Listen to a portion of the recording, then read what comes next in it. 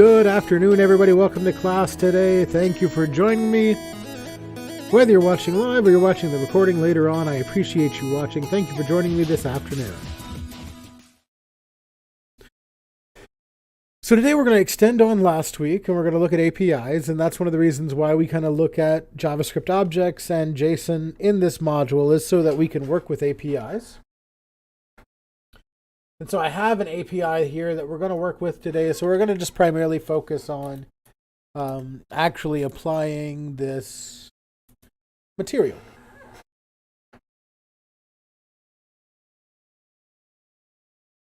And so when we are dealing with an API or APIs in general,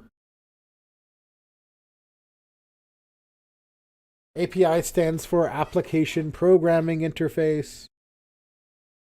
And most of the modern APIs you're going to encounter are what they call REST APIs or RESTful APIs. And that's one of our, the API that we're going to use today is a public API, and it is also a RESTful API. And so REST stands for Representational State Transfer. So RE from representational, S state transfer T. And so when we're talking about a REST API, REST is basically a set of constraints. So it's not exactly a protocol or a standard. So developers can develop APIs in a variety of ways. The vast majority of the time, however, you're going to be getting your data from a RESTful API in JSON or JavaScript object notation. Right, so essentially what's happening with a RESTful API is they have an endpoint where updates are made. They have a process that gets ran periodically, which is the state transfer. And then you get a representation of the data in the database that is typically communicated in some sort of JSON, but it could also come out in like HTML, like Python, PHP, or even just text, right? But JSON is the one that we see most often, which is our JavaScript object notation, which we were starting to look at last week. Right, so there's a server that does some data processing, establishes the data, and then there is an output that is put into a representation of state, which is our API. And so the one that we're going to be using today is the one that we have here on the screen, which is the Poke API. A REST-based or RESTful Pokemon API. It's just it's a fun one. Right, and it's also a public API, so I don't have to have a private API key for it. Right, needing a private API key for an API does make things a little bit tougher. Right, because then at that point we're basically we need to be working with back-end variables, or at the very least environment variables, but even environment variables aren't exactly secure always. So we want to make sure that we are keeping we're keeping our API keys safe, because then that means that some other people could get access to your API, and if the API actually costs money for you to use, then their use of your API could cost you money, which we don't want. And hopefully we'll be doing some more work with APIs in some of your spring courses.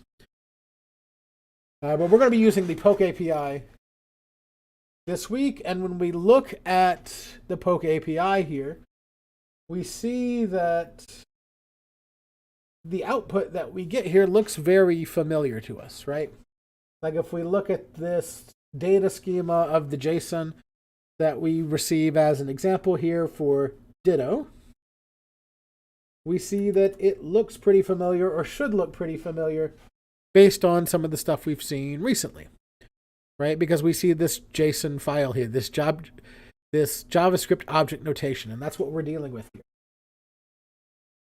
And so this is the data schema for an individual Pokemon, right? It gives us an API link for individual Pokemon, also gives some for abilities and types. We're going to keep it simple and just use a specific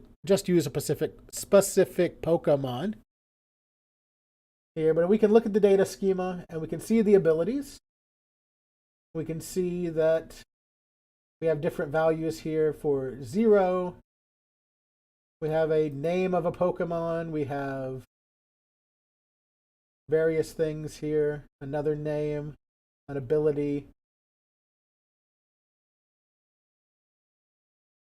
Game indices, right? If we look at the data from that, we see all the different indices for this Pokemon in the Pokedex for particular games, right? So if you're looking at Gold, for example, if you're playing Pokemon Gold, game index for Pokemon Gold would be 132 for Ditto, because this is the API for Ditto specifically. Emerald here, it'd be 132. Fire Red, 132. Right, but we can also see things like if we scroll down a little bit here, we can see things like sprites, which is pretty cool. And sprites have links to actual images of sprites that the users are hosting on GitHub, or that the API owner is hosting on GitHub. Right, and so like we talked about last week when we talked about standard JSON files and using those, you might want to host your JSON file on GitHub in a similar manner to this for your project. You can put it in your project directory and use it like that, especially if you send it to GitHub anyway and put everything on GitHub anyway. But it is probably a good idea for you to put your JSON file on a web server somewhere, just because they play nicer if you put them on a web server versus having them here. So now that we have this, we'll revisit PokeAPI here in a moment. But I think what I want to do now is just start building a project here. So let me fire up VS Code here, and we'll just start working on a project. And so what I want to do is I want to be able to create a new project. Let's just do this in the terminal. We'll go to my E drive because that's where I have everything. Let's CD to our Web 215 folder. I think it might be CD Web 215 with a space in there. We'll make a directory in here called API, and we'll CD into that API directory.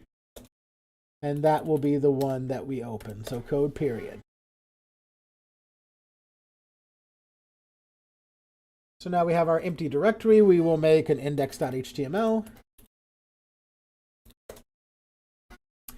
And we will make a script.js. And this is what we'll start with. We might add a CSS file later, but we'll just start off with an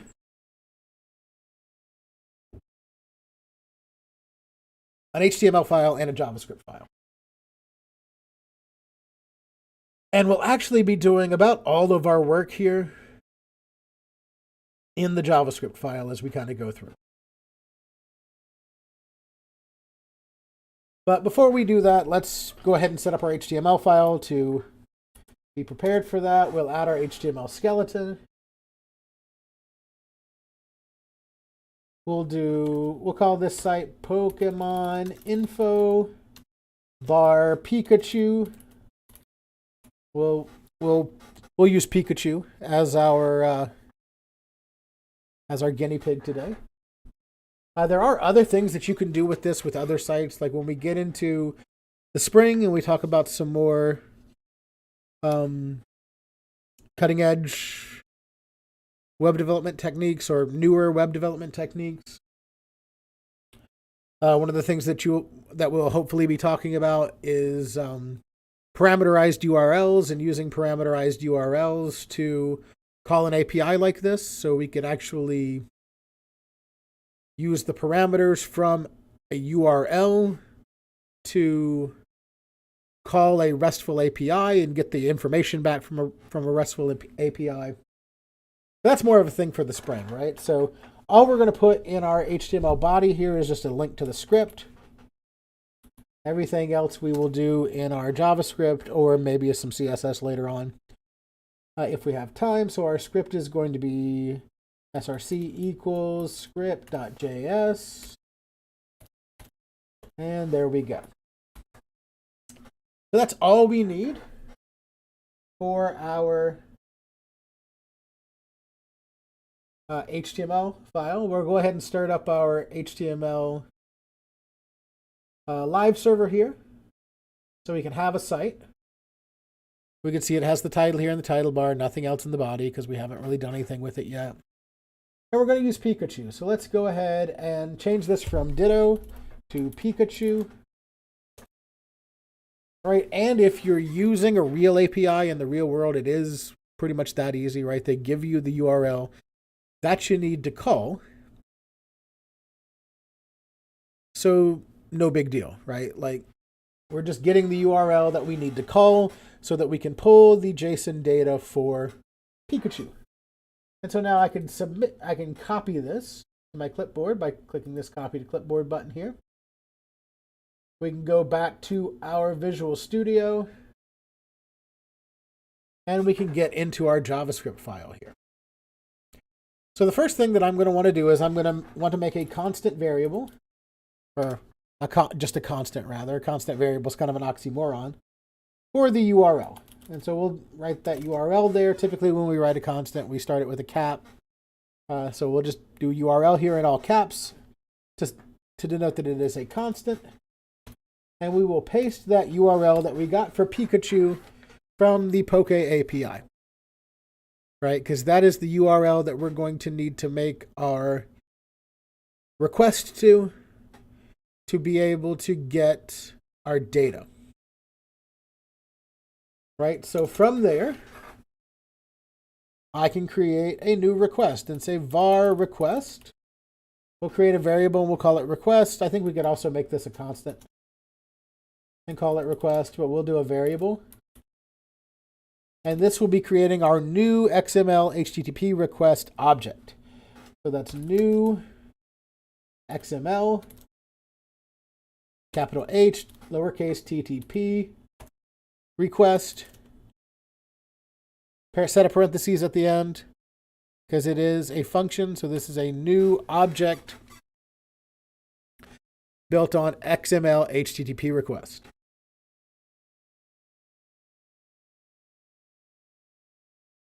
And so this is what's going to allow us to use the class XML HTTP request, use the object, use the functions of that class to be able to get data and manipulate that data.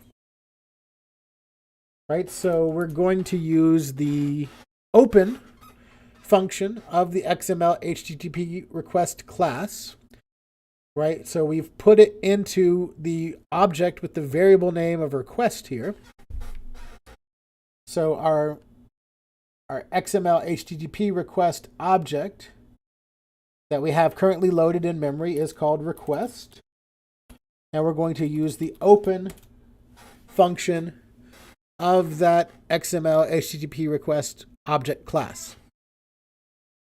And so we are going to put our response type here. And in this case, we are using a get response type, right? Which for where we're at right now, where we're just getting data from a JSON file, just using a get request is all we need to do. And we are going to get that information from our URL. So we'll just point the location at that URL constant. And so that will send a GET request to that URL. And then we will need to be expecting a response So we will tell it that we are going to, in that XML HTTP request object, which we have called request, we are going to tell it to expect a response type of JSON, of that JavaScript object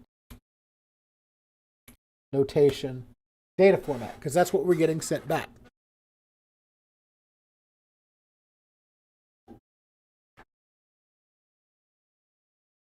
And so then the next thing that we need to do is we need to send that request.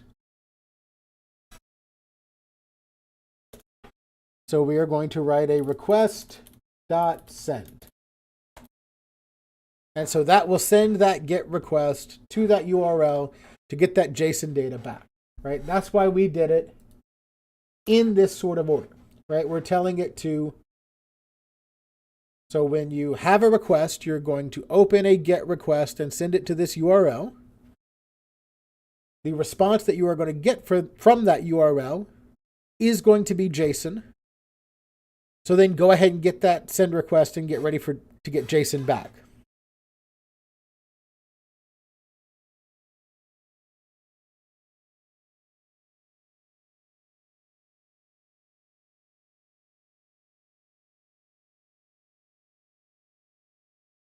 Now from here, we're going to need to get ready to use our data.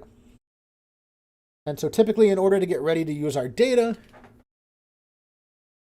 what we do is we write a function that handles all of our data stuff. So for the time being, we do need to write another little request object here for what happens when it gets that data back, right? But that is going to be a call to another function. So I'm going to go ahead and write that function here first. Right, so we're going to write a function. Let's go ahead and make it an object notation function. We'll make an object notation function called pokedata. And we'll set that equal to, and in our attributes here, we will add a data attribute value in order to be able to pass data into this function. So we're going to come back up here, right, for where we are sending our request. We're going to write another little function here in a minute that's going to get the data. And then it's going to send that data, or that response, to this function as data through calling through a function call. Right, so in here, I'm just going to, for the time being, console.log data, and log that data to our console. So now that that function exists, I can come back up and I can write my request.onload function. And that's going to be an arrow notation function. So we can just write that like so. And in this instance, we're just going to call this pokedata function that we just wrote here. And we're going to send the response of this request to it. So we're going to call pokedata, and we're going to send it the request's response. Request.response. And so what that's going to do, right, is we're basically just following this pathway here. Yes, so we have the URL, right? That's our URL up here on line 1, my yellow 1 here. That's where we're going to get the data, right? So if you've put a JSON file onto, say, GitHub or something like that, it's going to be the exact same way. We're going to create a new XML HTTP request object. That object is going to be using functions from that object's class. We're just going to give it a name. In this case, we gave it the name request, because that is the primary purpose of that function, is to make a request. We are going to then, number 3 here, prepare the request that we're going to send. We're going to prepare a GET request, and we're going to point it at our URL. And so then we're going to open that data. When it opens that data from that GET request, it doesn't exactly know what to do with it. So one of the things that we have to do is we have to, one, tell it it's JSON. We have to tell it to actually make the request. And then when it makes the request and loads that data in there, we need to tell it to pass that JSON data somewhere else. And that's what we've ended up here with. And so if we did everything right here, which I'm pretty sure that we did, what we should be able to see is when we look at the console of our website, we should be able to see the same JSON data that we see on the homepage here of Poke API or Pikachu. Right? So if I save this, which I already have, if I save this and come back over here and come over here, I should be able to inspect element, look in the console, and right here we see an object. Right? We see an object there. We can zoom into that so you can see it a little bit better. But we do see an object here. Remember to ignore this here. This is for a plugin that I have that does not belong to this site. So we see this object here. And we can expand this object. And there's all that information from the Poke API. We've got stats here. We've got the sprites. We've got the species, the name. Right? So now we can start to use that stuff. Now that we have this information in our site, we can actually start to use this stuff on our site. So let's say the first thing I might want to do is up here at the top of my page, I might want to put an H1 that just has the Pokemon's name. Right, so if we look at our API data, we can see that if we look at the object and we look at species, we have the name Pikachu. And so if we use the dot notation, what I should be able to do is just call on this data dot species dot name, and then that would display the name of the Pikachu. Right, so let's do that. I'll do it below the console.log data here, so we keep that console.log data in that. All right, so I will focus document, and I actually might want to do this as a constant as well. So I might want to create like const b for the body.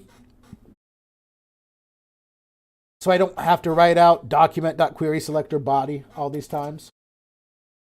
So const b equals document.querySelector body. So that's the body of my site.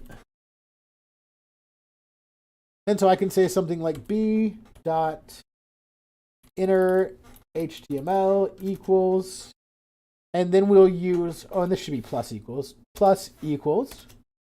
We'll use the tick mark notation that I think we've discussed previously.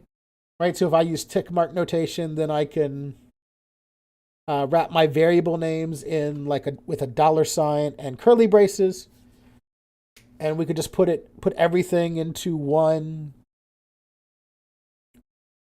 string instead of having to concatenate. So you'll see what I mean when I do this. So that's tick mark. That is the key that's above the tab key on your keyboard, right? The little tick mark that shares the key with the tilde. This would be H1, $ curly brace, data, which is our data variable here where we're passing in our request.response, data.species.name. right? That was what we said it was. We can look at our, oh, we saved, so now it's broken. But let's look at our poke API so where we can see that here. Where is that species? Species, species.name.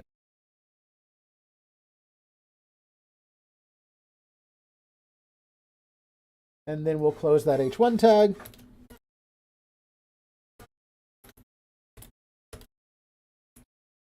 And so now if we did everything right, when we go to the page, we should see Pikachu on the page. The name Pikachu. Let's switch back over to our page here. And there it is. There's the name Pikachu on the top of the page. So it made the call to that REST API, got the data, and put that name in there, right? Pretty easy. And we can style all this information up, just like we were styling anything else up, right? Like if I hit style.css in here, put a link rel equals style sheet, href equals style.css, type equals text/css.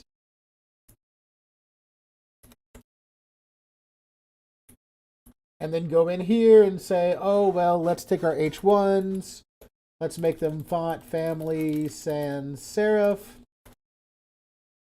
Let's make them like dark blue, so color. Something like maybe 455488. Or maybe like AA. Right, maybe even make the font size bigger, font size 4VW. And we could even take and make that title case, right? So since the API is bringing us in, an all lowercase name there, we could take and change it to text transform, capitalize via CSS.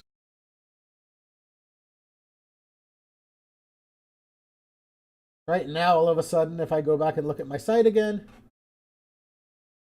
there we have it, right? Got that dark blue color. Font's a little bit bigger.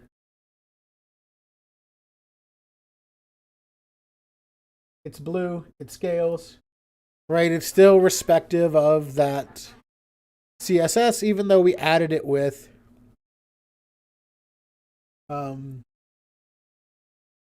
JavaScript from the API. All right, so now let's bring a picture of Pikachu into this. And so we have the sprites for that. Typically for that, we go for the front default here.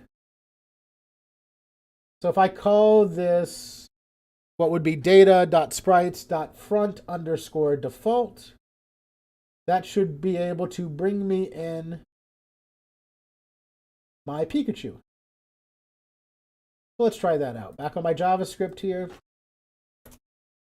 b.innerHTML plus equals tick marks img src equals $ curly braces data dot sprites dot what is it, front default.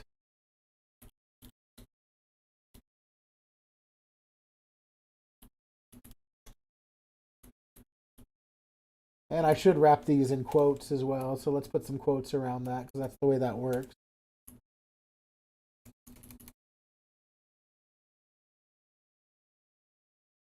We can even do something like alt equals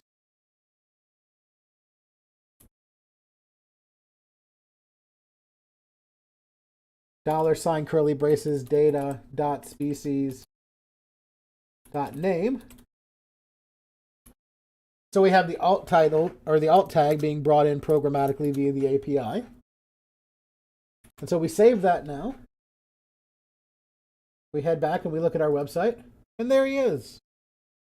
There's the man Pikachu. Just chilling. And if we look at that element, we can look at him in our HTML.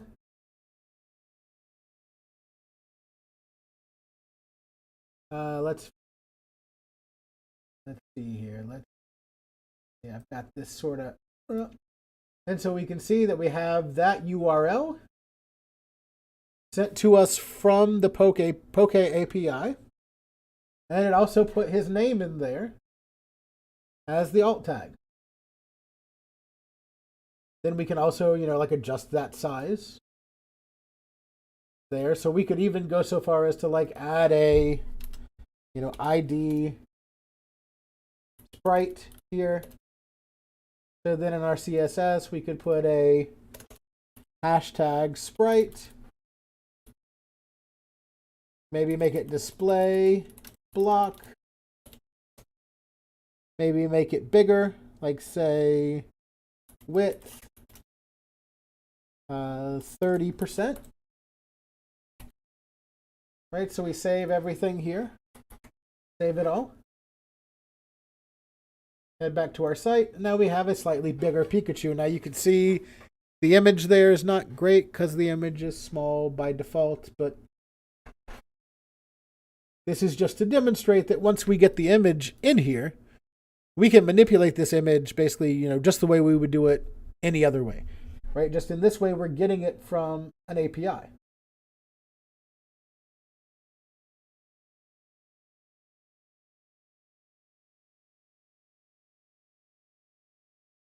Another thing that we could do is we could take something like,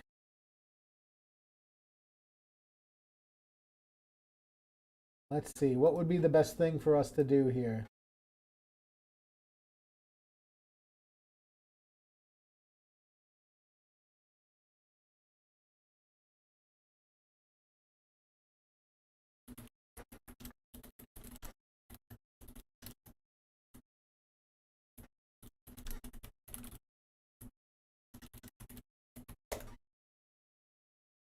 And I want to do one that utilizes an array.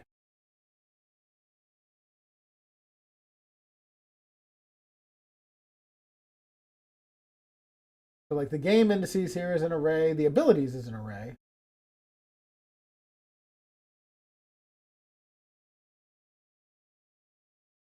So we could probably use that ability and pull out the ability name for each of them. We can try that. And so that's going to require us to use an array, or that's going to require us to use a loop to be able to do that.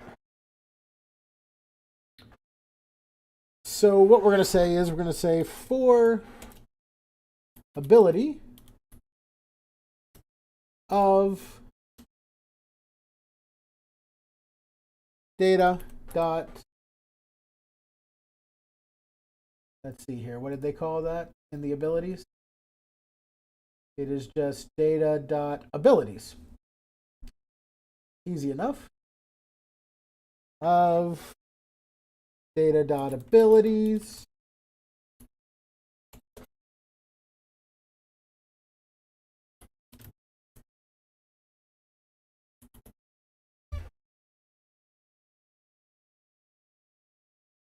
we are going to b.inner HTML plus equals ability dot ability. So I think what we're going to add there is a pair. We want a tick mark with a paragraph, and we're going to add in $, curly braces, and we might need to debug this a little bit, but I think it'll work. This is kind of going off a script here. So it's going to be the ability. So that's each ability in the abilities array. All right, so if we look at that, we have two abilities there, 0 and 1, in this array. So we're going to say ability.name should get us what we want here. So we're going to put ability.name.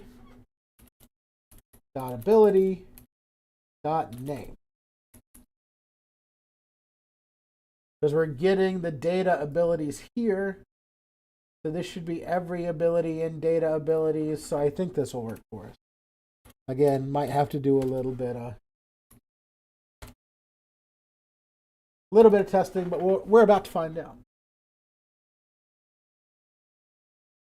Let's have a look at our site. And there it is. We've got static and we've got lightning rod. Exactly how we would have expected. Right? Those are our two abilities. So we could style those as well. We could make all this look nice. Right? For all intents and purposes, we could turn this into a little Pokemon card if we wanted to. Right? By just styling this up and making it look nice. Because we've got the name, we've got the image, we've got the abilities. Right? And since we know how to do styling via CSS, we can use this and basically do whatever we want. Right? That's the best part about this. I mean, we could even look and say maybe something like, let's see, where are we at here? I want the Poke API.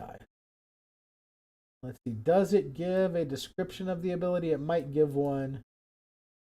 It might give one on this deeper URL.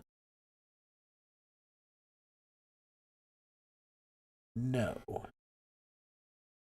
Well, kinda. But the deeper URL is just another JSON file, so we can make another call to that URL, bring back that data.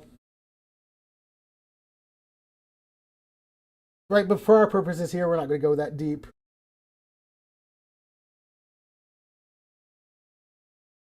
I actually think we're going to wrap this up pretty soon. Right, so for example, one of the things that I wanted to do was basically just font or asterisk selector. I could do something like font family, sans serif here. I could do box sizing, border box. All right, so we could pull that font family out of here. We could take those paragraphs and make them bigger, right? Bigger paragraphs, font size.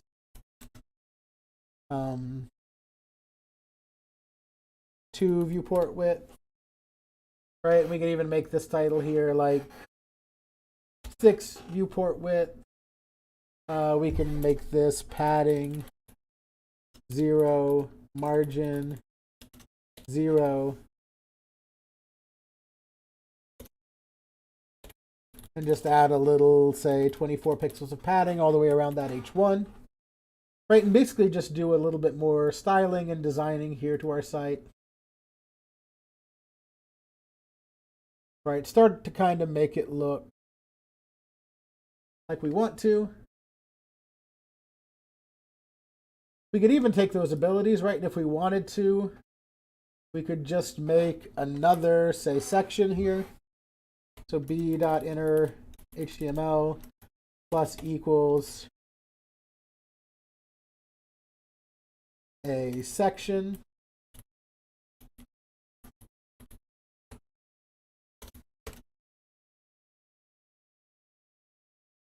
And so now we could say document.query selector section. And we could style that section to give it like a section width 25% aspect ratio 16:9 ratio instead of ration. Background color white.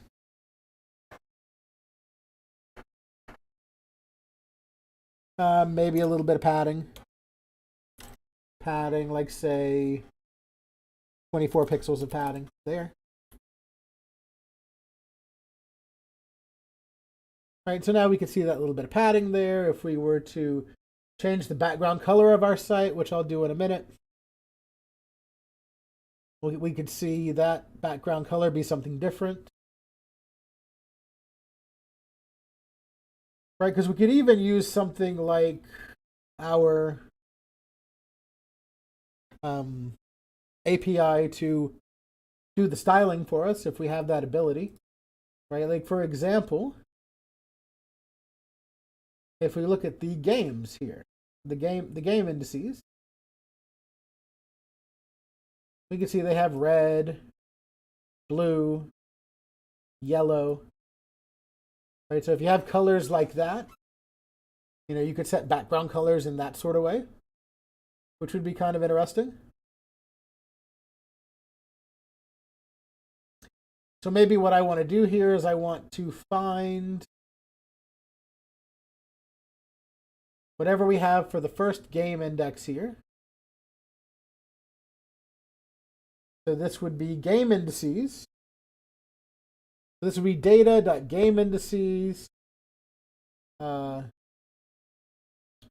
index 0.version.red. I believe is what we'd want to do here. So let's see if that works. So maybe something like document, or actually we have B for that. B.style.background color equals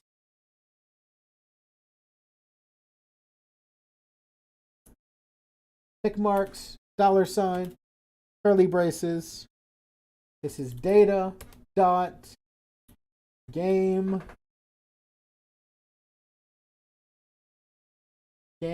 indices. So game underscore indices at index location 0 dot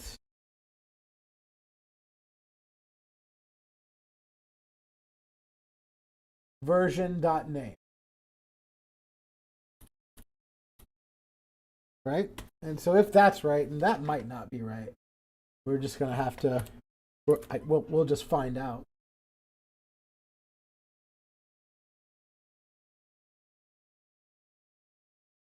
Let's see if it's pulling it. Yeah, it's not, it's having a problem. Maybe we don't need, maybe we can do this. Let's find out. I don't think we can do that. Yeah, no, it don't like that. So let's try to just figure it out. We can do that, and that'll be the last thing that we do today. We can kind of see how this works.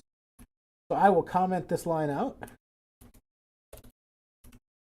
and I will just console.log data.game underscore indices.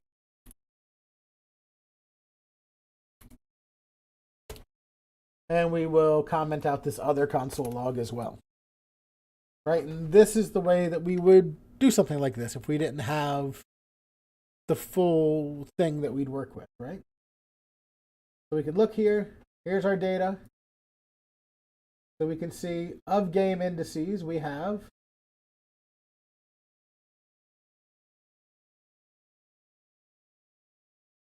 zero, 1, 2, 3, 4, 5. Okay, so that's making sense.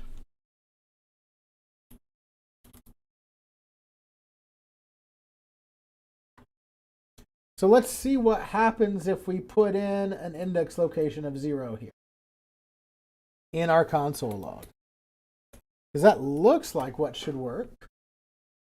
Let's see if that is what should work or not. Okay. And so that does bring us back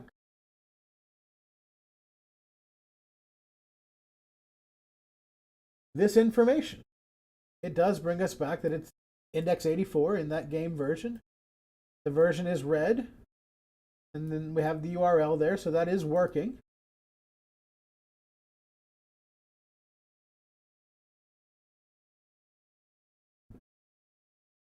So if we added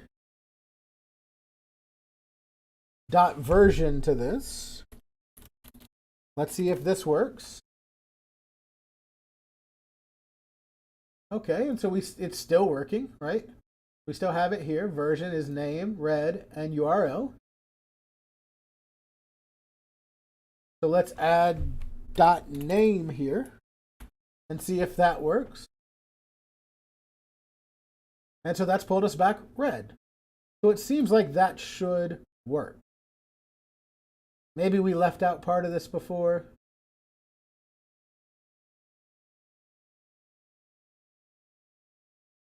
I don't quite remember. Let's see if this will work this time.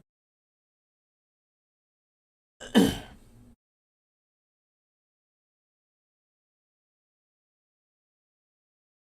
let's just put that in there. With name. And there we go. Now it's working, right?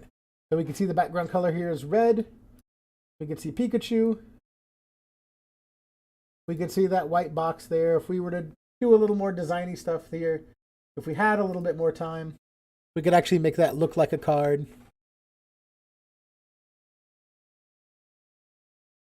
Right, and have a really good time with it. Make it look interesting. But one of the cool things about this is, well, now that I have a website that looks like this for Pikachu, because I'm using an API, I have a website that looks this way for every Pokemon. Like, let's say we didn't want to do Pikachu. Let's say we wanted to do Gengar. Right? We can see Gengar has the same API. If it comes from the same API people, you can assume that the API schema is the same. So for a Gengar site, all I would have to do is call a different URL here, Gengar. And so now, instead of a Pikachu site, I should have a Gengar site. And I do. All the information is here for Gengar. So I can make a bunch of different pages for different Pokemon just based off of this one API. And you end up with something really, really cool. Right? Because I basically just created a template and then I use that template to do what I need to do. Right? So if I wanted a different Pikachu, if I wanted a different Pokemon, if I wanted to say, what's another one? Pidgey. Right? We change that to Pidgey.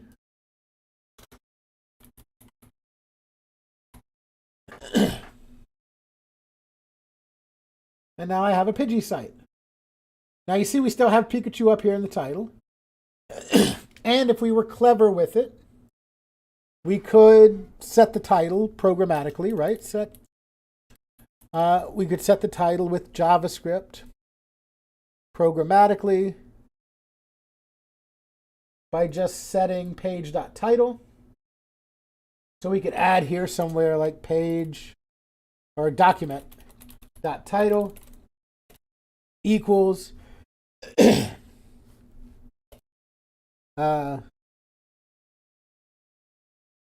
tick marks, $, curly braces,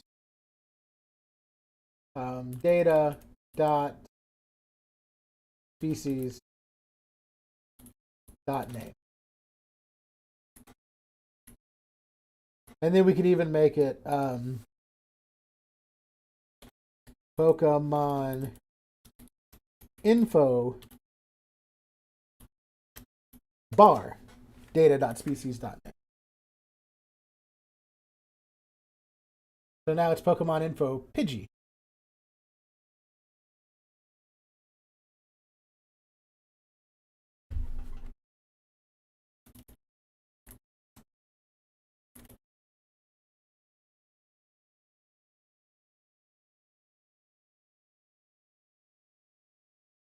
That we can work with there.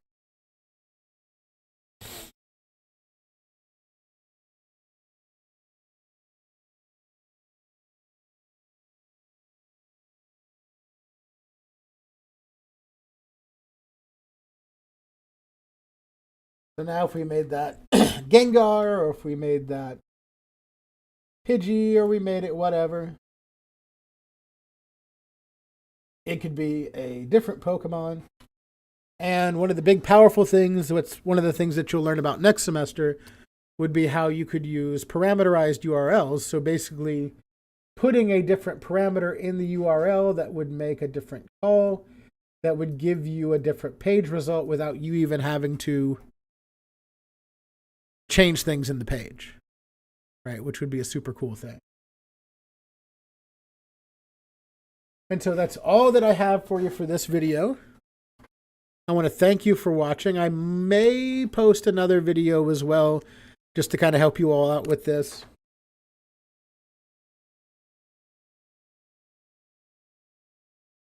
Because I have another one that I've done previously that demonstrates some, just gives you some more demonstration, right? Which is super helpful. So I might send that out as well. But that's all that I have for you for the day. We'll hold for just a moment, just in case there's any questions. So we'll give everybody a moment for questions.